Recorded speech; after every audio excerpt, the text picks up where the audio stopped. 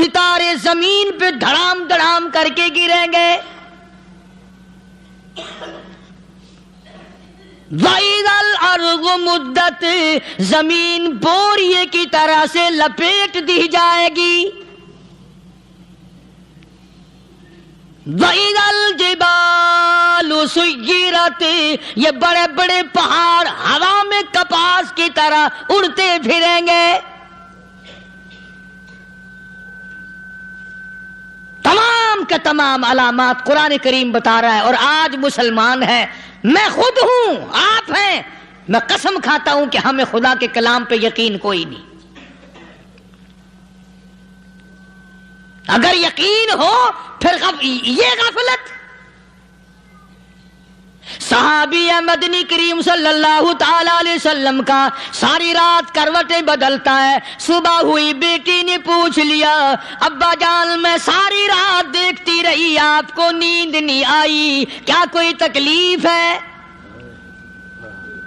دیکھنے والی بیٹی کے بھی قربان جاؤں، بے چین ہونے والے ابا کے بھی قربان جاؤں. آخر بیٹی بھی جاگ رہی ہوگی تبھی تو دیکھا ہوگا. کہنے لگے ابا میں نے ساری رات کروٹیں بدلتے دیکھا، کیا بات ہے، آج نیند کیوں نہیں آئی؟ فرمایا لختے جگر او نور نظر، او میری بیٹی کل قرآن کریم کی ایک آیت سن کے آیا ہوں، ثم لم یتوبوا فلہم عذاب جہنم ولہم عذاب الحریق.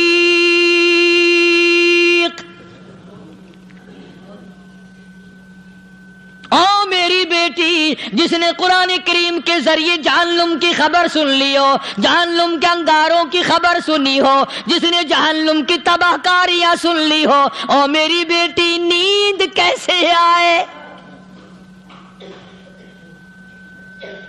کیسے نیند آئے؟ امام شافعی رحمت اللہ علیہ اتنے بڑے جلیل القدر ولی کامل ہے، وقت کے امام ہے، پرہیزگار متقی ہے، اپنی بیٹی کو فرمانے لگے لختے جگر تیری آنکھیں بگڑتی چلی جا رہی ہیں، میں دیکھتا ہوں تو ساری رات نیند نہیں کرتی، ساری رات سوتی نہیں، مصلی پہ کھڑی ہو کر قرآن پڑھتی رہتی ہے، تو کچھ نیند کر لیا کر، آنکھوں سے محتاج ہو جائے گی. عرض کرنے لگے ابا جان نیند آتی ہے، بستر پہ لیٹ جاتی ہوں، آنکھ لگنے کو ہوتی ہے، فوراً میرے دل میں خیال آتا ہے شافی کی بیٹی تو نے تو بستر سنبھال لیا، صبح تیری نامعلوم زمین کے اوپر ہوگی یا لاکھوں من مٹی کے نیچے ہوگی. پھر میری نیند اکھڑ جاتی ہے، پھر کھڑی ہو کر خدا کا قرآن پڑھتی ہوں. وہ ساری رات قرآن پڑھا کرتے تھے، اور بدقسمت قوم تمہیں صبح اٹھ کر قرآن کا سپارہ پڑھنے کی توفیق نہیں ہے. مسلمان پر قرآن کا دیدار نصیب نہیں، قرآن کی زیارت نصیب نہیں. گدھے کی طرح کھاتے سو گئے اور گدھے کی طرح صبح اٹھ کر کھانا پینا شروع کر دیا. تو رب کے کلام کا اتنا باغی کہ تو دیکھنا پسند نہیں کرتا.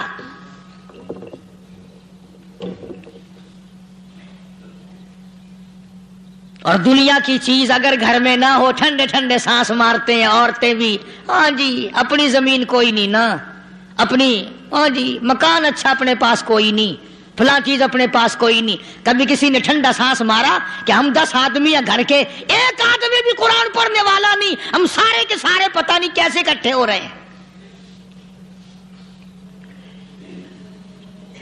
اگر دل میں عظمت ہو، ڈاکٹر ہو، افسر ہو، وزیر ہو، آخر ہے تو انسان، ہے مسلمان، ہے مدنی کریم صلی اللہ علیہ وسلم کا امتی، پھر قرآن سے اتنا دور کیوں ہے؟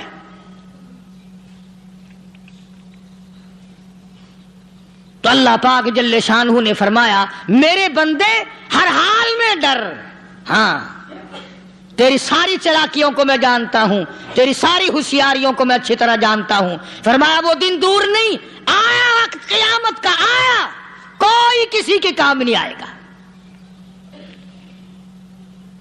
فرمایا ان وعد اللہ حق فلا تغرنکم الحیات الدنیا. دنیا نے پھنسا لیا، چہل پہل میں پھنس گئے، اس کے رنگ روغن میں لگ گئے، اس کی زیب و زینت میں لگ گئے، رات اسی کی سوچ ہے، دن میں اسی کا فکر ہے، اور مرنے کا کسی کو بھی فکر نہیں۔ قرآن کریم کے آخری سورت کا آخری لقمان کے آخری آیتوں میں عجیب مضمون رکھا ہے۔ فرمایا ان اللہ عندہ علم الساعۃ وینزل الغیث، قیامت کا ٹھیک وقت اللہ کے سوا کوئی نہیں جانتا۔ کسے معلوم ہے ابھی اگلے منٹ میں کیا ہو جائے گا، سیکنڈ میں کیا ہو جائے گا۔ اچھا ایک بات میرے ذہن میں آئی، یہ بڑے بڑے لوگ آپ کو ملیں گے دیہاتوں میں بھی، بازاروں میں بھی، شہروں میں بھی، فلانا بزرگ غیب کی باتیں بتایا کرتا تھا، فلانا ولی یوں بتایا کرتا تھا۔ کبھی یہ بھی تو پوچھنا کہ اس ولی نے کبھی یہ بھی بتایا کہ میں مروں گا کب، کس دن مروں گا؟ جب اپنی موت کا پتہ نہیں تو اور کسی چیز کا کیا پتہ ہے؟ صرف اٹکل پچو تیر لگانے والی بات ہے۔ ابھی چند مہینے ہوئے یہاں میرے پاس چند نوجوان آئے ملتان شہر سے اور کہنے لگے کہ 25,000 کی چوری ہو گئی ہے، بتا کدھر کون لے گیا، کدھر لے گیا۔ میرے پاس آئے یہاں، میں نے کہا بتا دوں گا پر آدھے لوں گا۔ کہنے لگا نہیں نہیں دیکھا نا جی اتنا تو نہ کرو۔ اور میں نے کہا وہ سارے ہی چلے گئے یار، یقین کرو میں یہاں چارپائی میں بیٹھا ہوں دروازے کے باہر، عصر کے بعد پوری پارٹی آئی اسی شہر کی کہ 25,000 روپیہ گم ہو گیا ہے، بتا کدھر گیا ہے۔ سب لوگ کہتے ہیں قاری حنیف بتاتا ہے، سنو قاری حنیف بتاتا ہے، قلعہ کرا دوں گا میں۔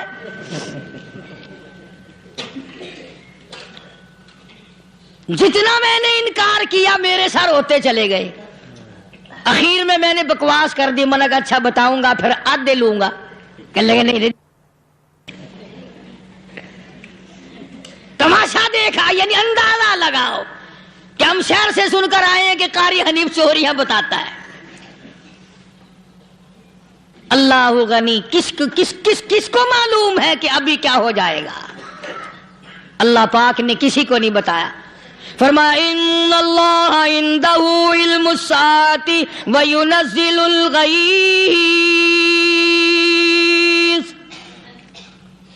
قیامت کا ٹھیک وقت کسی کو معلوم نہیں، بارش کا کوئی پتہ نہیں کب ہوگی، کتنی ہوگی۔ تم ابھی کہہ رہے ہوگے کہ جی محکمہ موسمیات والوں کو پتہ چلتا ہے۔ ان 3 مہینے میں یہ محکمہ موسمیات والے کئی دفعہ کہہ چکے ہیں کہ بندہ باندی ہوگی، مگر کچھ بھی نہیں ہوا۔ بلکہ جتنے یہ زیادہ بتلاوے نا اتنا ہی موسم خراب ہوتا چلا جاوے۔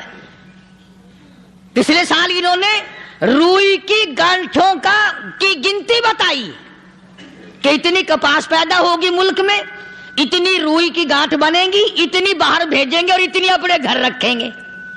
ذرا پوچھو تو صحیح ذمہ داروں سے سر کھجاتے پھرے کہ کھاد کے پیسے بھی واپس نہیں ہوئے۔ بھلے کسی کو کیا پتا کہ ابھی کیا تھا اور ابھی کیا ہو جائے گا، کل کیا ہوگا، پرسوں کیا، ایک اللہ کی ذات جانتی ہے۔ فرمایا وَيُنَزِّلُ الْغَيْثَ، کوئی نہیں جانتا بارش کب ہوگی، کتنی ہوگی، کہاں تک ہوگی، کس قدر ہوگی، کس طرح میں ہوگی، کہاں نہیں ہوگی۔ وَيَعْلَمُ مَا فِي الْأَرْحَامِ، کوئی نہیں جانتا عورت کے پیٹ میں کیا ہے، لڑکا ہے کہ لڑکی۔ باپ کو پتہ نہیں، ماں کو پتہ نہیں، دادی کو پتہ نہیں، نانی کو پتہ نہیں۔ یوں کہ کسی کو پتہ ہو یا نہ ہو، حضرت صاحب کو پتہ لگ جاتا ہے۔ حضرت صاحب کو کیوں؟ حضرت صاحب ٹھڈ دے اندر وڑدا ہوندا ہے۔ تماشا دیکھ، کوئی کسی کو پتہ نہیں چلتا، اور خدا نے اپنی خدائی کسی کو تقسیم کر کے دینی نہیں۔ لم یلد ولم یولد، نہ میرے ماں باپ، نہ میں کسی کا باپ، نہ میری اولاد، نہ میں کسی کی اولاد۔ اللہ الصمد، بے نیاز، بے مثل، بے مثال ہوں، ہمیشہ سے ہوں اور ہمیشہ رہوں گا۔ سام میرے محتاج ہو، میرے دروازے کے گداگر ہو، میرے دروازے کے فقیر ہو، میرے دروازے کے دستے نگر ہو، آؤ مانگو کھاؤ، موت آئے مر جاؤ، اگر اکڑو گے فرمایا پھر میں نے بڑی بڑی سزائیں دی ہیں لوگوں کو۔ ہاں ہاں میں تو توبہ بھی منہ سے نہیں نکلنے دیتا، کلمہ تو کلمہ ہائے نہیں کرنے دیتا میں، جب میں موت کا پیغام دوں یکدم دل کی حرکت بند ہو جاتی ہے، ہائے بھی نہیں، اوئی بھی نہیں، اوف بھی نہیں، کچھ بھی نہیں۔ فرمایا وَيَعْلَمُ مَا فِي الْأَرْحَامِ، کسی کو پتہ نہیں عورت کے پیٹ میں کیا چیز ہے۔ دیکھو نا، جس نے 9 مہینے بچہ پیٹ میں رکھا، جب بچہ پیدا ہوتا ہے نا خود ماں بھی کان لگاتی ہے، بتائیں گی لڑکا ہے کہ لڑکی ہے، بےتابی سے انتظار کرتی ہے، بڑی بے قراری سے انتظار کرتی ہے عورت کہ یہ دائی بول لے، کوئی اور پاس والی بول لے، کوئی اور چھوٹی بڑی گھر کی عورت بول کے بتائے کہ لڑکا ہے کہ لڑکی ہے۔ اور جس نے 9 مہینے پیٹ میں رکھا جب اس کو پتا نہیں تو پرلی طرف بیٹھے ہوئے حضرت صاحب کو پتا کیسے چل گیا؟ وَيَعْلَمُ مَا فِي الْأَرْحَامِ، زیادہ سے زیادہ تمہیں یہ کہیں گے جی فلاں بزرگ نے دعا کی تھی اللہ میاں لڑکا دے گا، لڑکا ہو گیا، ٹھیک ہے دعا تو بھی مانگ، بزرگ بھی مانگے، پیر بھی مانگے، فقیر بھی مانگے، عالم بھی مانگے، ماں بھی مانگے، باپ بھی مانگے، خاندان سارے مانگو، بات یہ ہے مانگو تو سارے، پر یوں کہو دینے والا وہ ایک ہے بس، یہ ہے اصل بات، اور مانگنے کی تو کوئی کسی کی وہ نہیں۔ امام الانبیاء محبوب کبریا حضرت محمد مصطفیٰ صلی اللہ تعالی علیہ وسلم سیدہ عائشہ صدیقہ رضی اللہ تعالی عنہا فرماتی ہیں میں سوئی ہوئی تھی، اچانک میری آنکھ کھلی، میں نے کالی کملی والے کو سجدے میں دیکھا، رو رہے ہیں، دعائیں مانگ رہے ہیں، رو رہے ہیں۔ حضرت عائشہ فرماتی ہیں اللہ اکبر، فرماتی ہیں اتنے روئے سرکار مدینہ صلی اللہ علیہ وسلم، سانس رک گیا، سانس گھٹ گیا آپ کا۔ حضرت عائشہ فرماتی ہیں میں اپنا جگر پکڑ کے بیٹھ گئی، کہیں آج بیوہ تو نہیں ہو جاؤں گی۔ نبی نے اتنا مانگا، اتنا مانگا، اتنا مانگا، اس کائنات میں مانگنے والا کوئی آیا ہی نہیں۔ ہر آن مانگا، ہر لمحہ مانگا، ہر گھڑی مانگا، اور اتنا مانگا۔ میری بات لکھ کے لے جاؤ انشاءاللہ، کچی پکی بات نہیں۔ سیدہ عائشہ صدیقہ رضی اللہ تعالی عنہا گواہ ہے، سیدہ فاطمہ الزہرا رضی اللہ تعالی عنہا گواہ ہے، نبی کی گھر والی گواہ، نبی کی لخت جگر نوری نظر فاطمہ الزہرا گواہ، فرماتی ہیں حضور کریم صلی اللہ علیہ وسلم کا جب آخری وقت آیا، آواز بالکل ختم ہو گئی، آواز بالکل پست ہو گئی، پھر بھی لب حرکت کرتے تھے، لب حرکت کرتے تھے، دونوں کی دونوں فرماتی ہیں ہم نے کان لگایا، آواز تھی ربی حبلی امتی، ربی حبلی امتی، اور میرے مولا میری امت کو معاف کر دے۔ اور خدا کی قسم کالی کملی والے نے آخری سانس تک مانگا ہی مانگا۔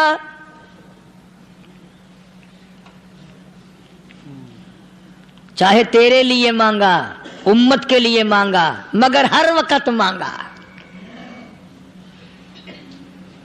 اور یوں فرمایا کہ میدان حشر میں جب لوگ چاروں طرف سے پریشان ہو کر، عاجز ہو کر، تنگ ہو کر، دھکے کھا کر، ذلیل ہو کر انبیاء علیہ الصلوۃ والسلام کے مشورے سے جب حضور کریم صلی اللہ علیہ وسلم کے دربار میں آئیں گے، مشکاۃ شریف میں حدیث موجود ہے، ارشاد حضور کریم صلی اللہ علیہ وسلم کا، فرمایا لوگ مجھے سفارش کے لیے کہیں گے اللہ اکبر اللہ اکبر کبیرہ، تو یوں فرمایا یہ نہیں فرمایا کہ میں اللہ میاں کو ٹیلی فون کروں گا کہ دیکھنا ذرا خیال کرو امت آ رہی ہے میری، یا امت کو یہ کہے کہ رکا لے جاؤ، بلکہ یوں فرمایا جیسے امت آ کر کے مجھے پریشان کرے گی میں سجدہ کروں گا،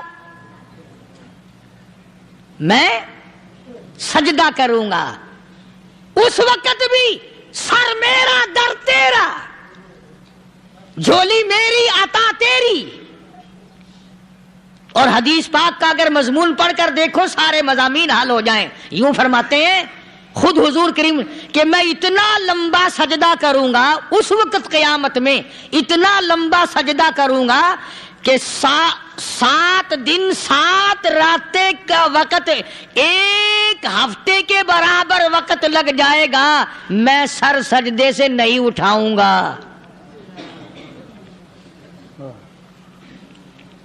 اتنا لمبا سجدہ کروں گا کہ 1 ہفتے کی مقدار وقت لگ جائے گا۔ یہ مقدار کیوں فرمایا؟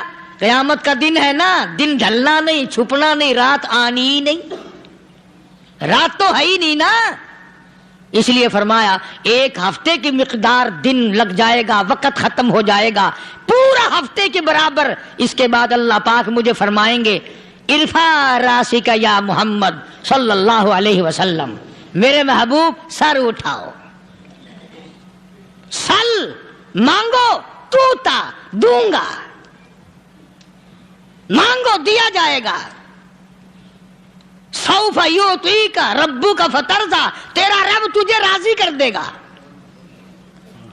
صحابہ اکرام رضوان اللہ تعالی علیہ مجمعین نے عرض کر دیا یا رسول اللہ صلی اللہ علیہ وسلم آپ کس وقت راضی ہوں گے؟ کتنے لوگ جنت میں چلے جائیں گے، دوزخ میں چلے جائیں گے، آپ کس وقت راضی ہوں گے؟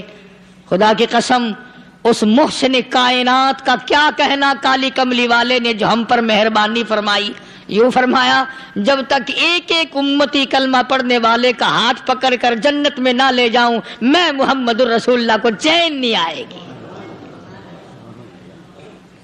ایک ایک کو لے جاؤں گا اور چین نہیں آئے گا مجھے اس وقت بھی۔ تو عرض یہ کر رہا تھا کہ قرآن کریم نے اور تمام چیزوں میں عقیدے کا سدھار کہ عقیدہ بناؤ، یہ جو عقیدہ ہے نا اس کی حیثیت ایسی ہے جیسے پہلی اینٹ عمارت کی،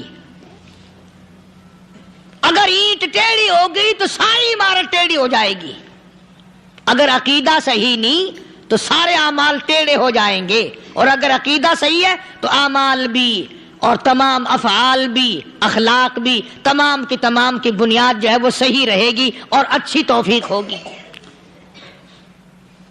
یہ عربی کلمہ ہے، آپ اور میں اگر کلمے کا معنی سمجھ لیں پھر بھی بات بنتی ہے، یہی تو معنی لا الہ الا اللہ، کوئی نہیں بگڑی بنانے والا، کوئی نہیں حاجت روا، کوئی نہیں مشکل کشا، کوئی نہیں تیرا ہاتھ پکڑنے والا، کوئی نہیں مجھے اور آپ کو اولاد دینے والا، کوئی نہیں بیوی بچے دینے والا، کوئی نہیں یہ ہر روز روٹی کھلانے پانی پلانے والا اس کے سوا کوئی نہیں الا اللہ، ایک اللہ کی ذات ہے۔ اور فرمایا کہ یہ بتایا کس نے کہ یہ سب کچھ کرنے والا کون ہے؟ محمد الرسول اللہ صلی اللہ علیہ وسلم، کہ ہمارے آقا اور مولا حضرت محمد الرسول اللہ صلی اللہ علیہ وسلم نے بتایا۔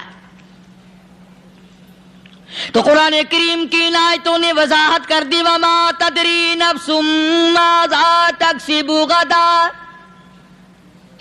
کسی کو پتہ نہیں کل کیا ہو جائے گا، صبح کو کیا ہو جائے گا، شام کو کیا ہو جائے گا۔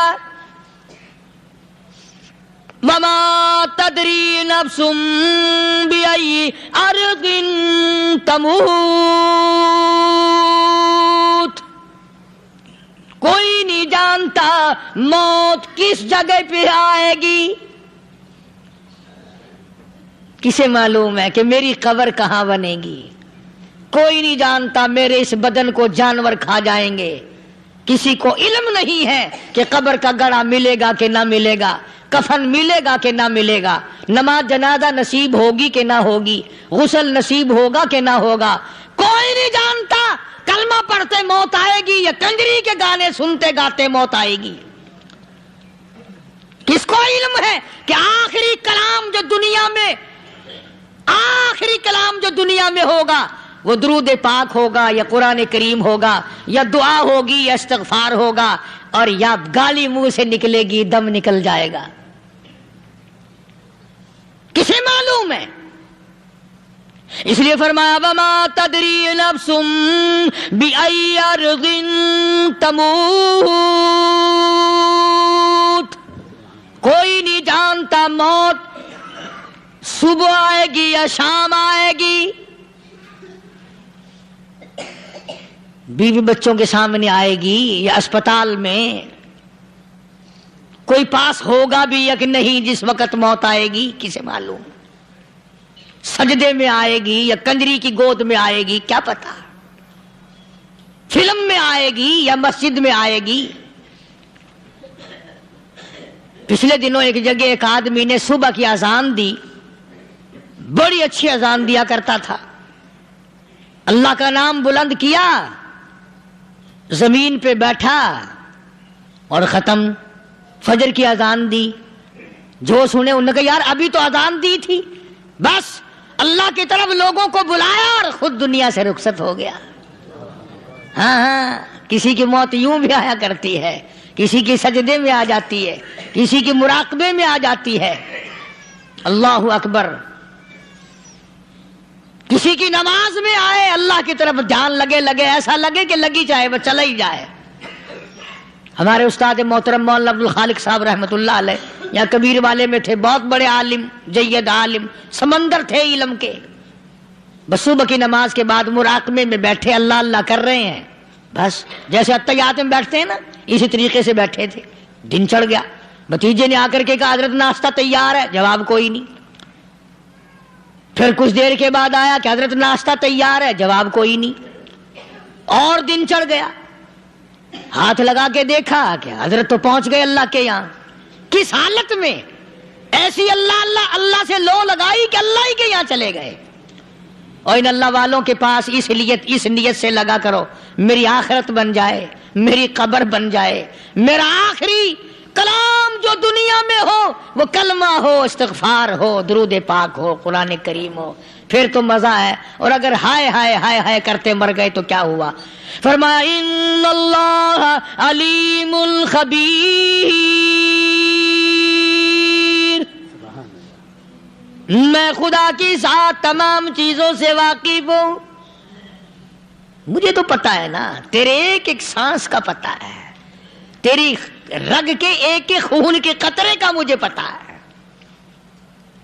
اس لیے کہا کرتا ہوں کہ عادت ڈال لو درود شریف پڑھتے ہوئے چلنے پھرنے کی، کلمہ کلام پڑھتے ہوئے چلنے پھرنے کی، استغفار کرتے ہوئے چلنے پھرنے کی۔ پہلے زمانے میں جب ٹھوکر لگتی تھی تو لوگ سبحان اللہ کہتے تھے، اللہ اکبر، استغفر اللہ۔ اب گالی منہ سے نکلتی ہے، اب گالی منہ سے نکل رہی، گالیاں بکتے ہوئے لوگ مر رہے ہیں۔ حضرت معاذ بن جبل رضی اللہ تعالیٰ عنہ مدینہ پاک میں بیمار ہے، آخری وقت ہے۔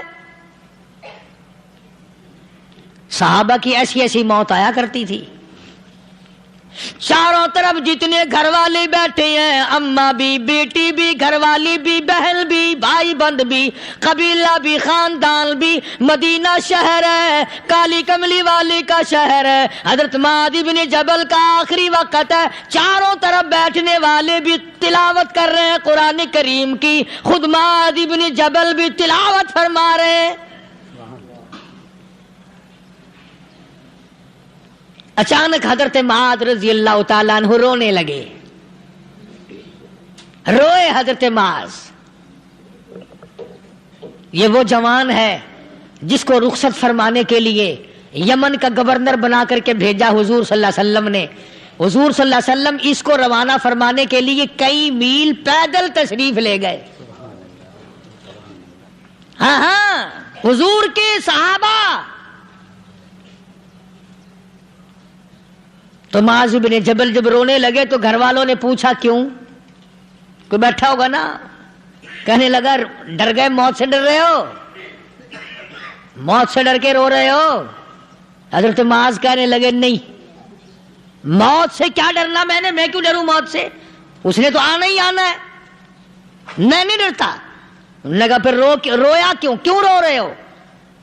اللہ اکبر۔ صحابی کہتا ہے میرے دل کی تمنا میرے دل میں رہی، میری آرزو پوری نہ ہو سکی، میری حسرت میرے دل میں رہی، میرا شوق پورا نہ ہو سکا، میری آرزو پوری نہ ہو سکی، میری تمنا پوری نہ ہو سکی، بستر پہ موت آ رہی ہے اس لیے رو رہا ہوں۔ اے کاش رمضان کا مہینہ ہوتا، میں روزے دار ہوتا، گرمی کا موسم ہوتا، مجھے سخت پیاس لگی ہوتی، ہوتی, کفار سے مقابلہ ہوتا, میدان جہاد اور جنگ ہوتا, میں کئی کافروں کو قتل کر دیتا, پھر وہ مجھے قتل کر دیتے, میری زبان کاٹ لیتے, میری اللہ کے یہاں پیشی ہوتی, میرا رب مجھ سے پوچھتا میں آج دنیا سے کیا لایا, میں عرض کرتا الہی بولوں کیسے, تیری راہ میں زبان کٹا کے آیا ہوں اور روزہ رکھ کر آیا ہوں, تیرے محبوب کے حوض کوثر کے پانی سے روزہ افطار کروں گا.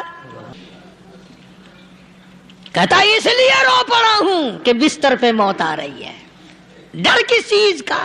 دوستو اگر آپ کو یہ نہیں ڈرا کرتے تھے. ہمارے چینل کو حضرت ابو ایوب انصاری سب کہہ دو رضی اللہ تعالی عنہ. اللہ اکبر, کتنا بڑا مقدرہ والا جوان ہے. مدینے پاک میں حضور کریم صلی اللہ علیہ وسلم نے اسی کے یہاں ڈیرا لگایا. آخری وقت ہے, بیمار ہے ابو ایوب انصاری. مدینے سے صحابہ جنگ کے لیے چلے. آؤ صحابہ کی تمنائیں دیکھو.